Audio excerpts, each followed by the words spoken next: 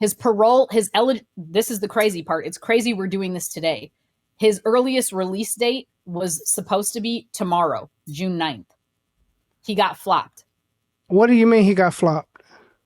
He is not coming home. His parole flopped him. Parole flopped him and said that he is a menace to society and a threat to public safety. They are not reassured that he will not be a menace to society or a threat to public safety, and therefore he needs to spend more time incarcerated. They flopped his parole. Do you think they're going to try to keep him the entire 15 years? I think they would have a very difficult time doing so. I really hope that is not what they intend on doing. I think he has a very strong possibility to come back on parole again the next go around, because another reason that he was flopped is, I don't know if you guys have a thing called, I know you probably have an equivalent of it, but what we call ours is a PSI, our pre-sentence investigation report, which is, the write-up and the previous history, blah, blah, blah. Right. So in his PSI, the narrative of the PSI, it only talks about the investigation of the murder of Samantha Wall.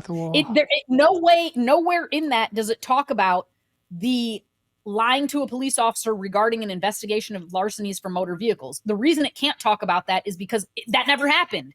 There was never an investigation. So the PSI doesn't talk about that at all. The PSI only talks about the murder of Samantha Wall.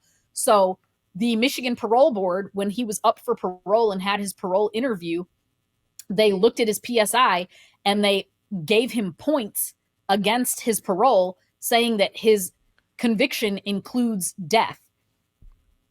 First of all, he was convicted of lying to the police about larcenies, about an investigation of larcenies into motor vehicles. That has nothing to do with death at all. And he was acquitted of murder. So even otherwise, under any other circumstance, none of this includes death, because he was found not guilty of murder. So I'm not sure. This is all very... Sounds like there's some political strings being pulled. That's what it sounds like to me. Yeah, that's exactly what it sounds like to me.